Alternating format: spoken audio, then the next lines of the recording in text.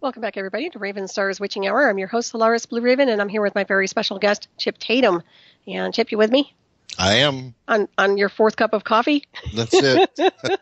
Oh, I need more. Oh. I won't be sleeping tonight. Oh, that's all right. Well, I appreciate you coming on tonight. I know everybody else does as well, so thank you very much for doing this. Yeah, Happy to be here. You know, I heard that Nighthawk is moving services and trying to get faster speeds, and I can tell you, I'm building servers right now for myself for when I go down south. I want to be able to do video streaming and audio streaming from there. Nice. And it's quite expensive, folks. So anything you can do to help him, I know he'd appreciate it. Yeah, absolutely. Yeah, please go ahead and donate if you can. We really appreciate it for sure. And let's see, we were talking about ISIS a little bit there. I was mentioning this. To me, they seem like a bunch of punks that are being funded. And what do you think about this? ISIS are well equipped and have the backbone of a well-trained private army. Mm-hmm. And let me explain to you where all these terrorists came from, folks. Back even before Carter's time, we realized the threat of terrorists and Islam and their feelings toward. Actually, it was toward Israel. And so we decided, instead of them attacking Israel, this is the United States government now, decided that instead of allowing them to keep attacking Israel from all sides, that we would keep them busy. So we sent our special forces over as trainers and as advisors, and we built these wonderful camps out in the desert, and we sent explosives out. We sent our technicians out. We taught them how to use all these weapons, and we did it for years. And we'd send old tanks out and let them blow up old tanks. I mean, they were happier than pigs and you know what, and blowing stuff up out there. We sent a lot of money over to them. They all had money. Their families were there. The encampments were great. They had everything that they wanted. We sent the government sent them women over, the women from Russia, from Poland, from the bloc countries back then. We were sending them anything and everything that they wanted. And then when Clinton came into office, they said, well, this isn't ethical. We can't just keep training these guys out in the desert. So he cold turkey pulled everything. And when he cold turkey pulled everything, we had all of this equipment, all these highly trained explosive experts and military trained experts out there with nothing to do, and they had all this, and when we pulled everything, we pulled the money too, and so they needed money, and they needed it fast, and so with all their training, with everything they had, they knew they had the poppy fields in Afghanistan, the heroin fields. They knew they had banks with gold. They knew they had all kinds of stuff, and all they had to do was go after it, and that's what they started doing. And they built themselves. They funded themselves, got themselves built. They went to their families in Saudi Arabia and other places, said, "We need more money. Dear Dad, send money now. You can use Western Union if you like." and we built them. The United States government built terrorism. It's terrible. Yeah, that's horrible, and that's the truth of it. And ISIS today is an offshoot of that, but they're if you look at them, you look at what they've done. They've gone in. They've gone in. They've hit the banks, and they took over the oil fields. Mm-hmm. It looks like a very, very well planned group to me. And beyond that, they've, it doesn't make sense. Here's what doesn't make sense to me. Mm-hmm. They do all this. They've got control of what would be a third state in Iraq. They own all the oil fields. They own oil fields over in Syria also. And then they go out and they take a couple hostages and they put them on international television and cut their throats and say, United States and Britain with a little survival knife. United States and Britain, you're our enemy, and we're going to keep doing this to these people as long. Mm-hmm. It doesn't ring true. No, it doesn't. A lot of It people doesn't were. ring true for it doesn't ring true for a group that is that well trained and that well equipped to call on the forces of the devil to come down on them. Mm-hmm. Yeah, it seems a little Doesn't bit ring like an true. amateur to me. I mean, I don't know, but it just seemed like even the footage, it seems amateur, in my opinion. Now, I did ask you about that before off air. I mean, I think I texted you about some of the, the way they were supposedly executing these people. Oh, that's the way they do it. No, that's really. I mean, I've been to Syria. That's the way they just saw their heads off.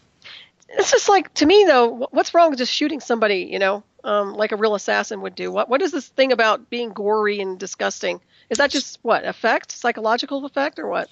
For America's viewing pleasure, that's all that is. Okay. A lot of times they'll use swords and they'll chop heads off, but a lot of times they'll just use knives and saw them off because it's the effect. Mostly they use this to punish people in front of crowds. Mm. Okay, and so the crowds see the gory effect of this, and it's a psychological effect on them to get them neutralized and come in line. Mm-hmm. But they're doing this. Someone is doing this. I'm not saying it's ISIS that's doing this now. Mm-hmm. This very well could be someone in the United States who wants to see the United States go to war again. Mm-hmm. Right. Things get bad. Things get worse in the economy. They want the economy to pick up again. All you got to do is get us dropping some bombs somewhere, and $1 billion a month in expenditures going back into the economy, back into defense contractors, picks things right back up, and all of a sudden you say, hey, defense contractors, you need to hire back in, and then you get a better economy report, better reports in the economy, and the stock exchange goes up. You have to understand, people, Washington is nefarious in this. They will do whatever they need to do, and they will run a false flag. Mm-hmm. At the cost of a few heads, no problem. And that's actually at the cost of the American people as well, without a doubt. So what's the placement of the sheikhs? What is their position here on the game board? What do they do? Well, you got sheiks and you got sheikhs. I was asked that. Okay. Today. Sheiks are the power brokers, the leaders, like lords and so forth, and sheikhs are the religious leaders. So they're just religious leaders in for their area. Okay, and what about Dubai? What is Dubai? Obviously, they're very wealthy. Dubai is super filthy rich. Okay, so they must be calling the shots across the board. They're the playground for the Middle East. Dubai is, yeah. Yeah, seems like they would be. Yeah, and that's where they vault a lot of their gold, silver, precious metals, plutonium, a lot of gold, silver, plutonium. Yeah. Right. Wow. Yeah, it's amazing. The more I know about this, the more disgusted I get. It's just like, man, it stinks. I'm telling you. People say, what are they doing with plutonium? Whatever they want. Like anything goes. And then we've got, I did want to ask you a little bit about, I want to switch gears a little bit here and talk a little bit about the NASA's Apollo program that you were connected to in some way. Yeah. Okay, can you elaborate a little bit on that and what your position was with this? Well, back in the old days, in the 70s, a computer isn't quite what a computer is today. And so we had whole buildings that would equal one laptop. It was that we were that new into computers. And communications, we didn't have all the satellites up at the time that we had. And so we had a few satellites up, and the Apollo program was putting more satellites in orbit as part of their mission. And I was involved in the Apollo 16 and 17 moonwalks. We were the communications facility because they couldn't always communicate right straight back down to Houston or straight over to Florida. So they put us out in the middle of the Pacific in a place called Guam, and we had a huge HF and antennas fields set up out there. We would receive the communications because we were in I guess a better homologic place for all the signals to come in, and we would receive those and then retransmit those signals and run control right out of our Guam facility at Anderson Air Force Base for both missions. Oh, that's interesting. Okay, so that was a legitimate thing. Yeah, we got to hear all kinds of stuff going on. Okay, Yeah, they were really up. They were really somewhere long. Okay. There's a big debate about how we got to the moon and this and that. So obviously, I was curious insofar as what your take is with the Black Space Program. Oh, that's been around a long time. I mean, even here in Florida, they have the military side and they have the NASA side. That's always been there. Yeah. And did you have much? Did you do much with them at all, or no? On the military, on the black missions, from the black pad and all, yeah, we did chase several times on the blast on the takeoffs. That's about all we had to do with it, though. Okay, so what do you mean you chased? Well, when they take off, you'll run the area for security, make sure no one's in the area for security, and then we had chase aircraft that would be up at altitude, and they would for security purposes, making sure the whole area, the whole airdrome was clear. Okay. Have you seen any UFO anomalies? I've seen something, and I didn't know what it was, so that would be a UFO, I guess. Was it ours? Would you suspect it might have been one of ours, or no? We're trained with flashcards, and especially in special ops, flashcards of everything known to our military and to our intelligence personnel, and at different angles. We don't just shown side view, front view. We're shown side, front, in any angle you can get with the aircraft that exist, anything that flies that exists, and so that we know whether we should shoot them down or not. And I'd never seen those before. Interesting. Can you describe what they look like? Elongated, just elongated, fast-moving craft. Mm-hmm. Yeah, well, there's a lot going on without a doubt. And that's another thing. You've got the breakaway black space program. You've got all these things happening simultaneously here. And then we've got this craziness going on with the corruption in these quote-unquote corporations disguised as governments. So where does it begin and where does it end? Is the question, La cucaracha. Everybody leaves America, right? And people say, how can you do that? You're an American. I said, yes, I'm an American. I was born in this country, and I defended this country, and I, to this day, defend this country. And part of what I defend it for is so that every American can make a choice, and that's my choice. Yeah, it's pretty sad when you think about it. Yeah. All the wars that have been fought here to protect this land and country. It's so sad on so many levels. So what do you think about the Obama administration? What's your personal view? Well, I see that Obama goes against the grain in a lot of things that he does. Mm-hmm. But I believe that most recently, I believe that the stuff that went on at the White House was a wake-up call to him to get in line and get those troops over there. I think I believe that's what that was all about. He was warned, because if you'll recall, he said, no, we're not going to do anything. No, we're not going to do anything. No, we're not going to do anything. Oh, damn, now we got to do something, And right. So what he wanted to do was a minimal response. I mean, it would have been a minimal response. But all of a sudden, threats go up. These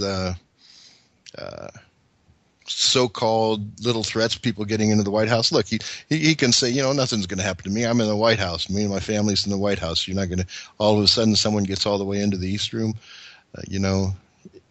Yeah, that was like a dry run or something. There was just something wrong with that. No, it wasn't a dry one. It was a wake-up call. It was, we can do whatever we want to you. So you do what we tell you to do, or someone in your family. Okay, so who is that? Is that the CIA? Who's doing it? That's that shadow government. Whoever that may be now. Well, wouldn't you say the CIA is connected to that? Nah. No? Nah. Okay.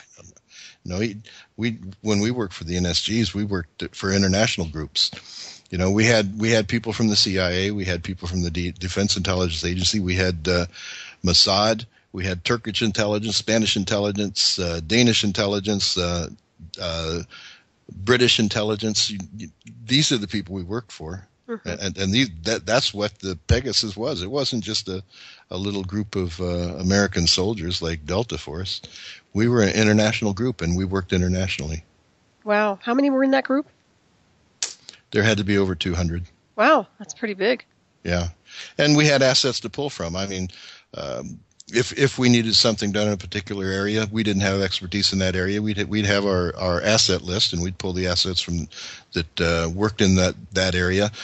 Sometimes we did nothing more than fly geeks over. In one instance, I know we snuck a bunch of geeks over into France. They wanted to align a finance, very, very well situated financier / politician into ensuring that a vote went a certain way. And so we went in. He was told that if he didn't, that we'd have to do something to align him, and he just kept refusing. So we went in.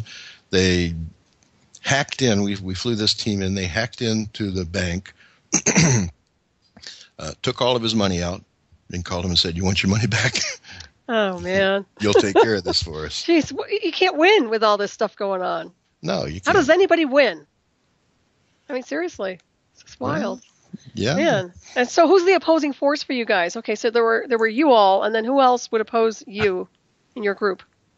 Well, foreign governments would oppose us. Okay. You know, we had to get into those because, I mean, we weren't exactly invited into a lot of those countries. Mm-hmm. And if we went in, we had to sneak in. And that's one of the things that I was so good at. I was a pilot, and I could fly that baby in under any radar. Nice. How'd you do that? I'm not telling. Oh, you brat. I have to ask, you know. Uh-huh. That's great, though. Well, and did you wear a disguise? I mean, yeah, we had names, we had disguises, we had everything, you know. Other identities. Uh-huh. Okay. Yeah. Uh-huh. Well, it sounds like an interesting life you've led. It was good. I wouldn't change a lot of it. I would probably, I wouldn't change a lot of it. I would have probably shot a couple other people, though, before I left. Right. So what is the weapon of choice when they do an assassination or a takeout? Depends on the mission.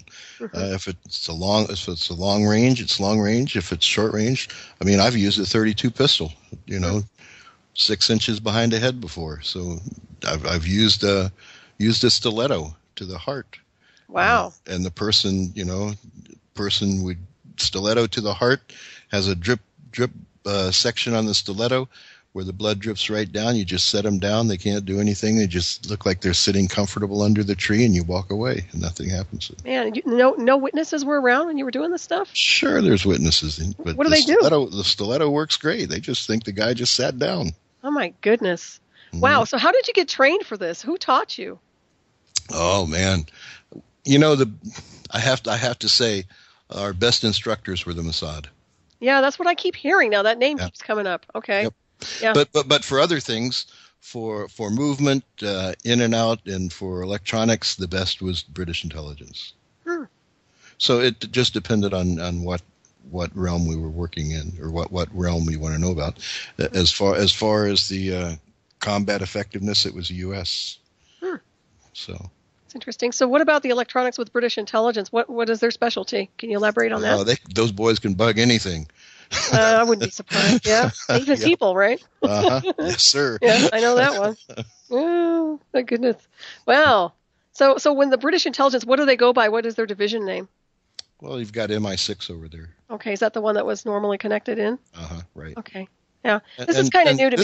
This was under Thatcher when we worked with them, and so she was heavily involved, and and people get pissed off at me when I said that Reagan was involved, but Reagan was involved. He was a president. He knew what was going on. The whole thing. That someone asked me the other day, was Reagan involved in that?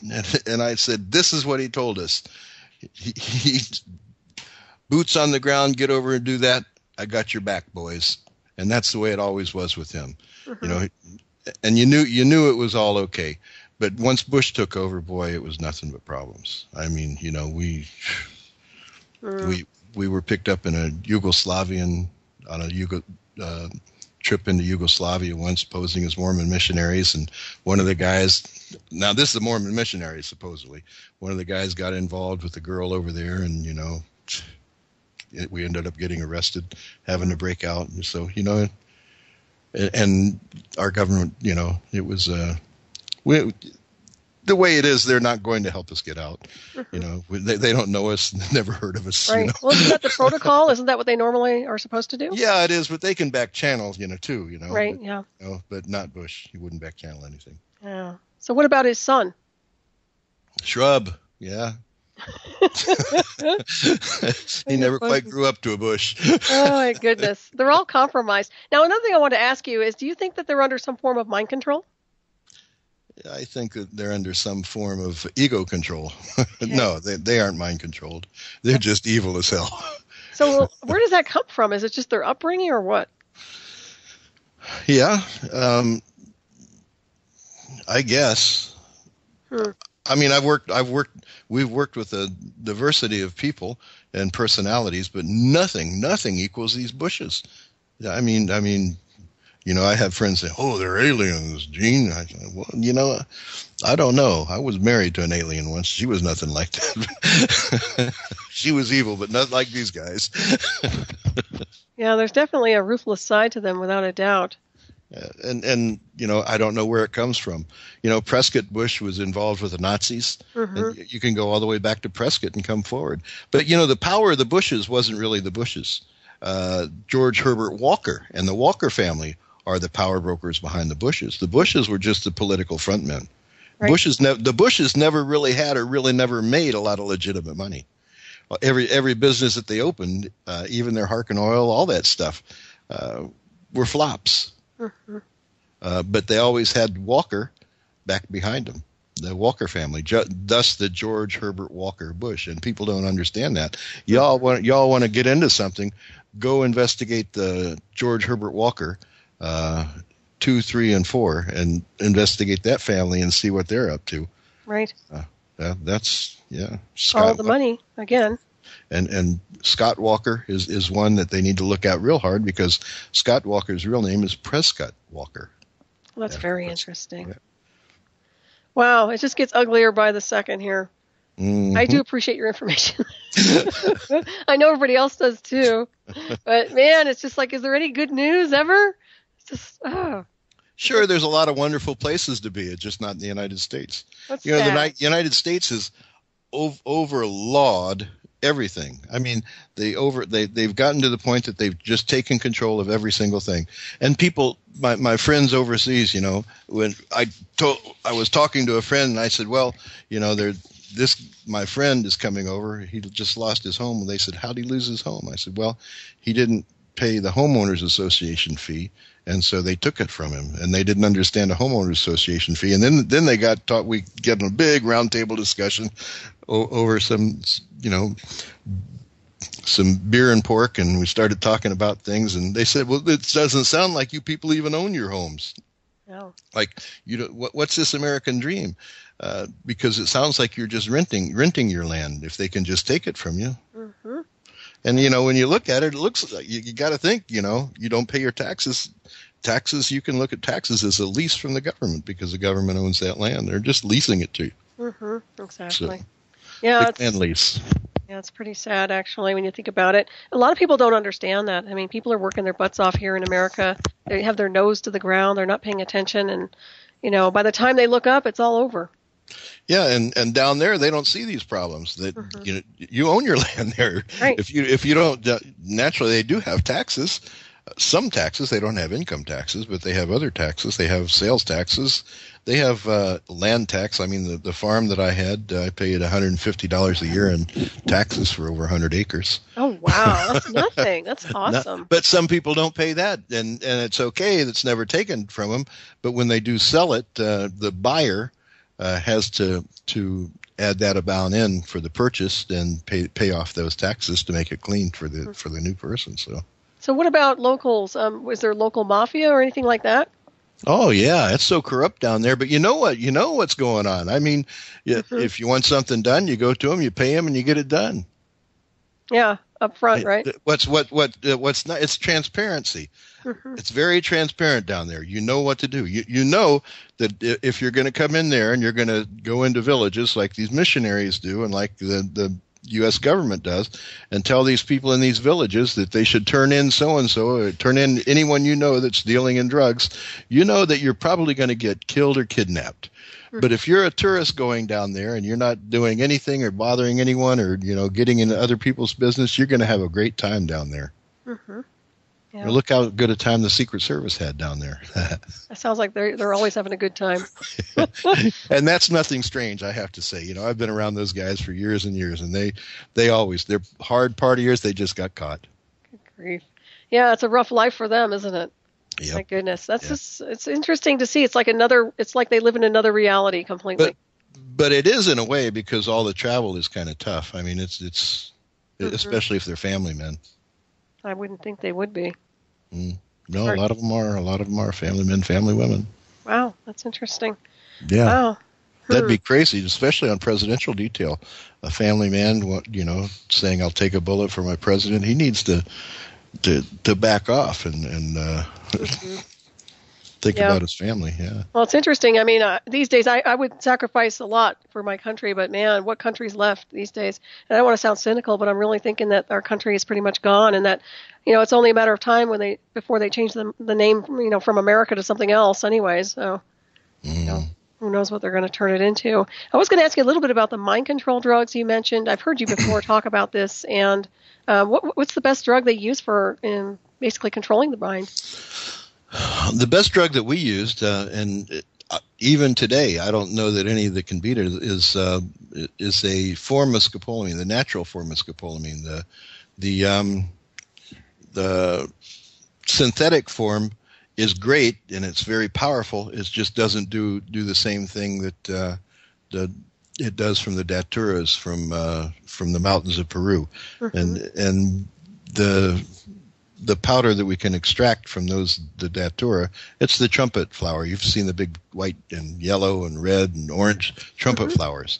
A lot of people use them for hallucinogens. I mean, down there they'll use the flower itself, and they'll put it under their pillow for dreams. It's a light hallucinogen. But the whole plant, the datura down there, has hallucinogenic effects. But they would take the seeds, they would extract the seeds and suspend the scopolamine from the seeds, and in a evaporatable like acetone or something like that. And what the powder that's left is called burundanga, and it's one of the most powerful mind control entities I've ever seen, chemicals I've ever seen. I know that it was used against the guy who killed Yitzhak Rabin. We used it in several instances. Many instances, not several, many. And now the bad guys have gotten hold of the lighter form of it, and they use it. They'll rob someone. And look, it's odorless. It's tasteless. It's a white powder, and they call it devil's breath because all you have to do is have a little bit on your hand and push it into someone, blow it in their face, or just put a little bit in their Coca-Cola. They don't know it's there, or have a little in a cigarette, offer someone a cigarette, and they're done. They're done. They're in your complete control. You've got them for about 4 hours before you have to dose them again. You can keep them dosed for up to 2 weeks. They'll do anything you say. Anything you say. There is absolutely no. They have no inhibitions. They will obey anything you say. They will tell you anything you want to know because they can't block it, and they'll have complete amnesia when they come off it. Oh my goodness! Wow, that's pretty amazing. Mm-hmm. Well, called burundanga. People can burundanga. They can look it up on the internet. It's out there. I brought this up years ago. No one knew about it. And then someone called the DEA in U.S. They didn't know about it. They called the DEA down in Bogota, and they knew all about it. Really? They didn't know it? No. Huh, that's so strange. Big secret. Well, scopolimine's been around for years. They used it in the 50s. Doctors did on women for birthing. They would give it to the woman so that she would forget all the painful effects of giving birth. So, wow. But they found that it entered the bloodstream of the baby, and it was too dangerous for both of them, so they quit using it. Mm-hmm. Man, well, that explains a lot with people acting kind of bizarre here and there. Mm-hmm. Yeah, I mean, people, your banks or your bank accounts are wiped out, and the good thing about the Burundanga is people don't you don't show the effects. So you can walk into a bank, you can be instructed, go into the bank, take out all your money, close your account, and come out. If you're asked any questions, say this. If they want to know this, say this, and it's in there. It's embedded in them, and that they answer boom, boom, boom, boom, boom, and they come out to give you the money. They go their way, you go your way, and next day he goes to the bank to get some money because he needs some. Well, sir, you just closed your account yesterday, don't you? Yeah, no, I don't. I did not. Oh my goodness! Wow. So did you use that a lot? We used it a lot. Mm-hmm. Yes, ma'am. On high-profile people. And not so high profile, yeah. Okay. Wow, that's just mind-blowing. It almost reminds me of a zombie drug, but it's not, is it? No, because they're not zombie-like. No. They're actually alert. They're alert, right. Yeah, that's amazing. The worst effect they have with that is dry mouth, but that's about it. That there's no residual effect. Well, you can dose them wrong and they can die. Oh, okay. Or they can go blind. So, those are the bad points to it. Mm-hmm. Okay. Wow, I'm just learning all sorts of things here tonight. Everybody's getting a fast-forward lesson in covert information here. It's quite interesting. A little disturbing, but not really. I think we're all immune to a lot of stuff these days. It's just part of the program, I guess. Yeah, I think we should start. Remember back in the 90s, I guess we had 80s and 90s. We had Patriot radios over shortwave, right? Mm-hmm. And now we've moved into radios in the internet. But I think even more effective than this is America needs visual effects. I think we need to try to get into podcasting and the visual visual shows going in. And I hope that's my hopes in these servers that I bought, that I can get that going down there. Excellent. In South America, they have the same infrastructure we have here. You have McDonald's, you have Home Depot, you have everything down there you have up here, and it's a third the cost of living is here. Wow, that's really nice. So I'm going into retirement with my pensions, and I can live down there very well off of a retirement. Mm-hmm. And most people can. I mean, you can live. I have friends down there who are getting their I think $1,400 a month Social Security, and they live like kings. Really? Mm-hmm. Wow. I think a lot of people are going to be migrating outside the U.S. if this keeps up. Well, America keeps saying, "Oh, all these countries are so dangerous," and they're, bullshit. I'm beginning to think America's dangerous. They do not want the money to leave. They don't want the money to leave. That's what it comes down to. Right. Yeah. It sounds like it would be a good place to look into. Well, we're certainly getting a flood of people here right now, and of course, anything can happen. The turn of a dime. So, yeah. So a lot on the border, a lot going into the fusion centers. Those fusion centers were built years ago. Mm-hmm. Most of them, and they're not only for them; they're for others too.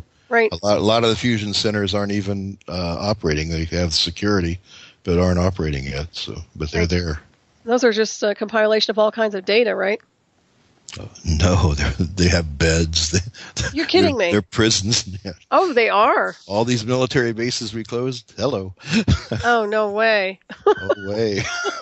Oh, God. I thought the fusion centers were the ones that were just all data. No, No, oh, my goodness. Fusion centers are prisons. So really, and they're privatized, right? Oh, yeah. Well, and they're government, too. But you'll see a fusion center in Homestead Air Force Base. They have old Air Force Base there. They closed down. They have other Air Force bases they closed down, and you'll see that they put concertina wire over large facilities and all this. But nothing's going on there. No one's around. Just security is driving around, and it's private security. Whether it's Wackenhut or who. Most people are not real security, though, man. No. You know what I mean? I know. I mean, it's kind of like Rent-A-Cop, in my opinion. I don't mean to sound harsh, but yeah, that's really interesting. Well, it's becoming one big prison planet then, apparently. Yep, that's what it is. And once again, the motivation is what? Everybody's a slave. The United States has more people in prison than all other countries combined. So it's ridiculous. It's absolutely insane. And we keep buying their rhetoric. Mm-hmm. Well, a lot of people don't, but yeah, there's a great percentage that's just not waking up here. So I think, like I said, by the time they do, it's too late anyway. Oh, one other thing that really pissed off that sheriff when he was talking to me, he said, I want you to put your head back, close your eyes, and say the ABCs. And I laid my head back, and I started saying the ABCs. He said, you need to close your eyes. I said, are you crazy? You're a cop. You've got a gun. I'm not closing my eyes. Have you not been watching TV? He really got mad at me over that. He said, that's not representative of all of us. I said, in my world it is. No kidding. Yeah. So. Oh, man. It's just too corrupt for me. I've got to get off this planet. I just can't deal with it anymore. I swear. I think we all need to get a ship and get out of here. That's my my mission, should I accept it. But yeah, so what's a good haven? I mean, is there any safe haven here in the United States, would you say, right now, or no? No. Okay. Nope. So basically, if people want to kind of break orbit with this stuff, they're going to have to leave the country? Yeah. I mean, it's so controlled in every realm. I don't see any little gulch laying around anywhere. Mm-hmm. Yeah, I don't see it either. What about Canada? Well, it's a funny story. Quebec decided it was going to leave, try to vote and secede from Canada. Mm-hmm. That was years ago. And we had a mission come down where when the vote was coming in, we went up to the borders and we stood at the borders. We stood by on alert at the borders, and we actually had a plan put in place that was under North for us to go in and take over Canada, take over Quebec, if that happened. Yeah, but they didn't. They ended up not voting for it, so we didn't cross the border and go in. But we were going to. I mean, that was the plan. So no, Canada's not. Canada's a little safe because it is separate from here, but I mean, it's right there, and it's cold up there. Oh, I'm used to cold weather. Yeah, I hear you. Looking at Antarctica, Iceland. I kind of like the margaritas and pina coladas and going south, Yeah, it does sound nice, I must say, yeah. Well, I don't blame you, and like I said, I think you might have company because people are wondering what's happening here, and I know I'm getting a red alert, so, I mean, I can't seem to clear that on my... There are countries down there. You have Ecuador, that's a dollarized nation. Mm-hmm. Now they do have a socialist president, but he's not so bad. You just got to get your mindset changed that you're not going to do business the same way you do business down there. But you have to get your mindset changed regardless in what country you go to, because it's not the United States of America, and it's not the same as living here. And a lot of people would come down there trying to do business. And within 2 years, they spent all their money. Right. Yeah. And weren't successful in doing business. However, now that we're more international and more transparent, it is easier for them to do business. Mm-hmm. Well, that's good. Yeah. Well, I think in order for them to survive, they might have to leave the United States. So we'll see what happens with this Ebola stuff. I know people are concerned about that. So, do you think it's going to get out of hand? I think it already is out of hand in the fact that it's already causing panic. Mm-hmm. And like I said, someone catches the flu, where are they going to go?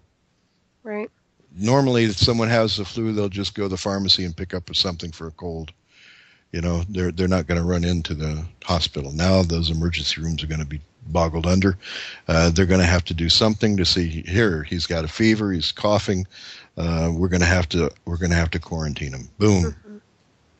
Yeah, I think my biggest concern is quarantining like areas, cities, and that sort of thing. And once they start doing that, you get boxed in, Fusion center. Oh man, there's no way in hell I'm going anywhere of those. That's it, man. I'm out of here. I'm not putting up with this crap. I'm sorry. I'm not doing it. I'm telling you. I certainly appreciate you being on tonight. I do want everybody to know how they can get in touch with you. And also, you have a radio show now, or no? I don't. I am a co-host on Veterans Today, but I've pretty well backed off that. Okay. But I do, when Stu needs me, I go on to Veterans Today and stand in for him. Nice. On Revolution Radio on Monday evenings at 6 to 8 Monday evenings. Excellent. That's a wellspring of data. Also, many times on the Micro Effect, I stand in on the Micro Effect But running my own show, I was going to do the Pegasus file for my own show, but I've decided I'm just going to spend my time getting these servers built and Nice. going on other people's shows. Excellent. So don't you have Firehorse or something like that? Don't you have something else? I own Firehorse Network, and Okay. what Firehorse is we'll take all the shows. Look, everyone can't listen to you from midnight to 2 because they work or something. So what we do is we put shows up on Firehorse on demand. Mm-hmm. And you just go in. You don't have to sign up for Firehorse. You just go in, look at on demand, look for the show you want to listen to, and the date, and you just click it, and you can listen to it. You can hear what Solaris BlueRaven had to say on October 4th. All right, and you as well. It's a very relaxed interview, by the way, so that's nice. Yeah, I really do appreciate you being on tonight. There's so many questions, though. I have so many things I haven't gotten through tonight, so I'm going to have you back for sure. So I was going to ask you, have you ever been, obviously you've been on a hit list of some kind, right? For me to be hit? Yeah. You know, I think I'm probably one of the most protected men in the world when it comes to that with this insurance policy. The Nice. last thing they want is for me to get killed and that stuff to go out. Excellent. As a matter of fact, it was said that I was dead at one time. My son called me and said, "Dad, oh, thank goodness I got a hold of you. They said you were dead. You said your body washed up on the shores of Panama without a face and without fingers." So how they know it was me? That must have hurt. Wow. But it wasn't. And, you know, a lot of people tried to say it was someone just putting out the information to protect me. But my information was it was some journalists trying to get my information released. By saying I was dead, they thought the information would be thrown out to the public. But they don't quite know my system, so that's Right. not going to happen. And of course you have backup, so in other words, there's no one place for this type of information, right? It's in 8 places, yeah. Excellent. Yeah, that's really and good. it just because someone says I'm dead, that's not going to happen. There are checks and balances in place. So, but yes, and the last thing I want is for this information to go out and for me to really be gone. So, Yeah, I would think so. You have a lot of data that could really screw people over, I would imagine. but I do have enemies. I have to say that, and you know, I had to take out. The Mossad had some people that they needed to be taken out of the Mossad, and it's against their religion, I guess, to take their own people out. Is that right? So that they explained to us that it was beyond their capability to take their own man. Huh? And so we did it for them. Wow. Is that hard? It must be very difficult to assassinate people, unless there's a real reason, you know, they're just real evil pieces of crap. But it must be difficult to do that. You know, when you look at it like you're as a military man, it's not so difficult. Mm-hmm. Sometimes when you do it, it's not so hard. It's scarier than shit because you just don't know how it's going to end up. Right. Afterwards, sometimes that's the impact is afterwards, not before, not during. Mm-hmm. Afterwards. Yeah. Right. I would imagine you get kind of haunted by that sort of thing, energetically. Sometimes you have nightmares. Yeah, I would think so. Yeah. Yeah, I'm sure it's pretty hardcore, without a doubt. Have you ever missed your target? No. You know, and a lot of people talk about trying to be taken out. You know, I know Stu said, "No, they tried to get me." I said, "Well, Stu, be glad it wasn't me. We wouldn't be talking now." No kidding. No, our team was 100%. Wow. You know, but the thing is, when we do a neutralization, many times the effect that they wanted out of that neutralization wasn't quite achieved. So we had to go back and do something else to try to get it onto the track that they wanted, or we had to change the track. Mm-hmm. You know, because you know when they make these plans, they said, look, plans and programs would come in and say, look, we need this person out because we want this person to come in. Okay, we'll take this person out. And the next thing you know, this person got scared shitless and said, I'm not going. Not if you guys do that easy. Let someone else go in. And we didn't have that person in line. So, you know, so all the planning that you do, sometimes it doesn't succeed and it just throws everything back even farther. Mm-hmm. I know that the corporations, and that's who we call them, as the corporations, did not plan on things going too far past the turn of the century for a lot of things to be in place, but that was put back. put back farther. And it's done now, what they wanted in place. But wow, yeah, it seems like it's all going in full speed ahead. The financial separation, and it's all there. Yeah, certainly looks that way. Well, it almost reminds me of the mob. I mean, it's pretty much similar, right? It's a form of. Well, I think it basically replaced. I was going to say, what happens to those guys? Sure, yeah.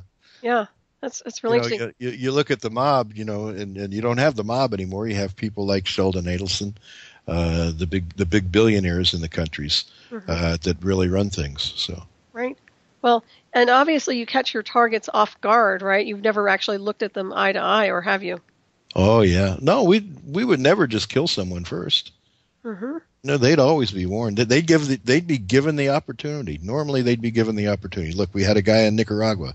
He was a Contra leader, and he was given the opportunity to get all the documents turned over and back off, and the Bush was going to make sure that he was comfortable the rest of his life, but he had it in his mind that he wanted to be one of the leaders in the new Chamorro government in Nicaragua, and she didn't want him. She said he's just too roguish of a person, and she couldn't control him as one of her ministers. So she said, "There's no way I'm putting him in." And so we went to him. We said, "You're just not going to make it in there. Look, why don't you just go retire early?" His name was Enrique Bermudez. He was one of our Contra commanders, but he had done the same thing I did, collected all this insurance, and had all this stuff tucked, at home. And he said, "I'm going to take this. I'm going to give it to the press if you don't give it in, and that way the whole world will know all the drugs and the murdering that we did on your behest."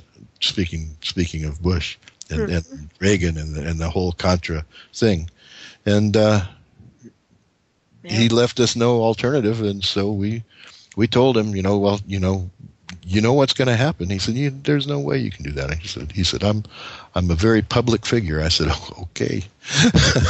That's another thing. Yeah, people think if they go public that keeps them protected, but it obviously does not. Nope. Right. Nope. 2 weeks later, he was dead. My goodness. Yeah. Wow.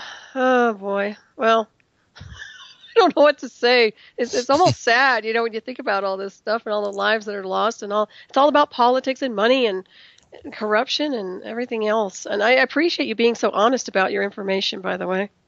Well, I can only give you the information because when they charged me with treason, we went before a federal judge and had to file what's called the Classified Information Protection Act, whereas I would bring in to the courtroom, a part of my defense, what I intended on saying. And so we presented all that to the judge, and he had to make the decision, are we going to have an open courtroom or are we going to have a closed courtroom? If it's classified, I have to get the attorneys and all of the jurors security clearances, and at what level of the information is this? Is this considered secret, top secret? And how hard it would be to set a jury for that.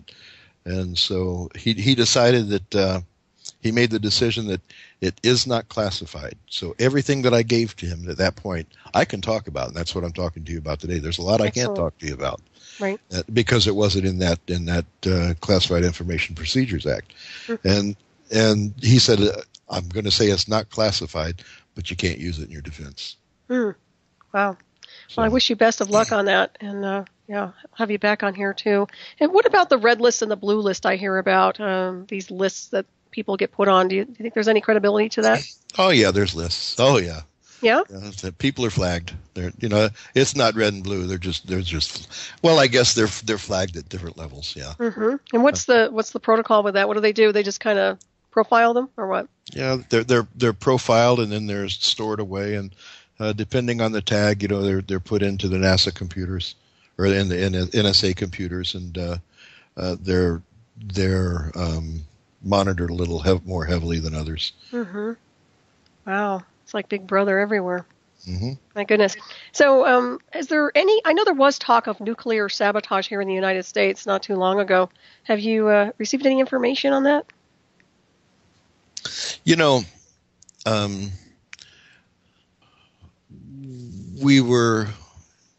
joined the nuclear program to get rid of all of our nukes. And instead of getting rid of them, what they decided to do, what some of them decided to do, build these nukes into smaller entities. In other words, you have a 10 kiloton, 10 megaton bomb warhead. They're going to take the explosive and they're going to take the fusionable material out of that and make a smaller one. They're going to make a half a kiloton building buster or a small tactical weapon out of it, and that's what they did. Is that what you're talking about? Well, yeah, I've heard that they have had, there was some sort of possibility that we might be having some nuclear issues here in the United States. And yeah, with probably smaller nukes, I would imagine. Oh, that's Lindsey Graham, I think. Lindsey Graham's just he's going to go out and yell whatever he yells. He wants to be president.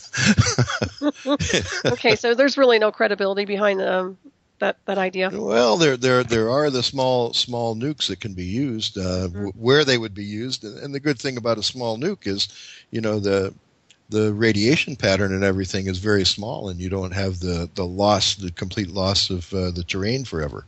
Mm-hmm. So they could be used very effectively in certain areas in the United States. Yeah. Right. Who has those? Who gained access to those, and who has them today? I can't tell you, but I know from friends. That was talked about being done years ago, and now that they have the programs in place, I imagine that's what a lot of them, and the technology, a lot of them were done. Mm-hmm. Yeah, it seems that way. Well, who do you think is the real superpower these days? It's obviously, I think the U.S. is kind of falling down the tunnel here. Yeah, I'm asked that a lot, and I'm asked, who's really in charge.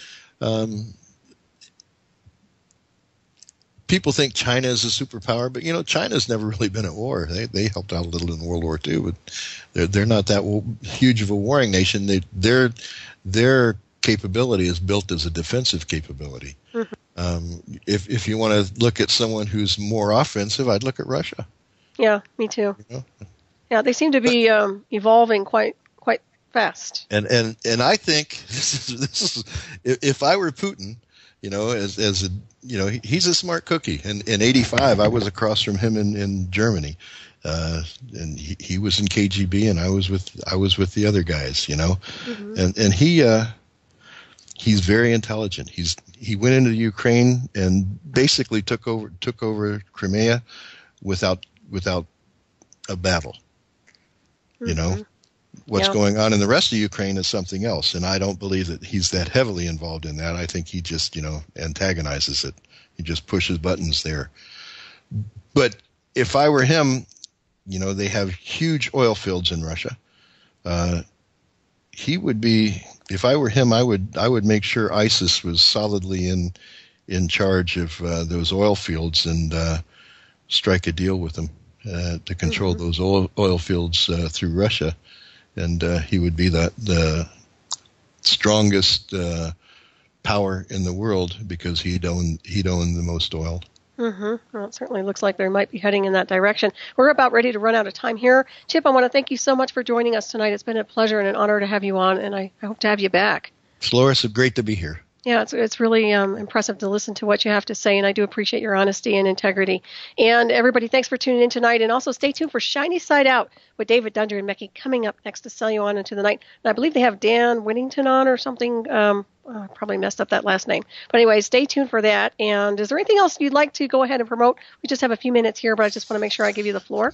Well, I'd like people to visit us at chiptatum.com, ChipTatum.com, and Firehorse Network. Whenever you want to hear any of the Revolution Radio's rebroadcasts. Excellent. We've got a few of the hosts that send their stuff over to us. Not many, Excellent. But a few.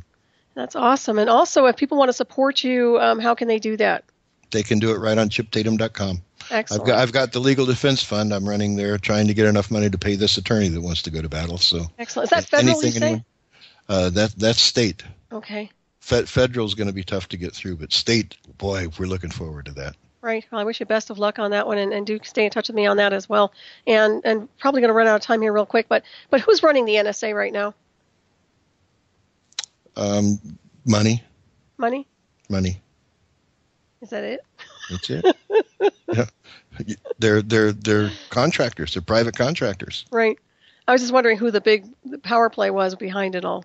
Well, you have you've got APEC, you've got all the members of APEC, Adelson, you've got Carlos Slim in there. I mean, you've got people from around the world that are running them. I mean, they're basically a mercenary contractor outfit.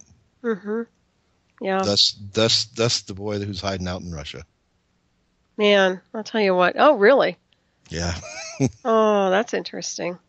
My goodness, we can go down another rabbit hole with that one next time you're on the show, perhaps, right? You bet. Yeah, I'm sure you have a lot to say about it, too. And I don't know if we're going to have enough time, but what is your impression with that whole scenario? I believe that they ought to take one of those tactical nukes that they built and drop it in Utah in that new facility. I think somebody's tried already. Didn't it have a meltdown of some kind, an electrical problem? I hope so. Yes. You can buy and some EM electromagnetic weapons from other countries that they're starting to build now. It would be nice to take that and aim them right at them. No kidding. And with that being said, everybody have a wonderful week, and thank you again for tuning in. Thanks again, Chip. Really a pleasure. Bye-bye. Bye. Take care. Bye, everybody.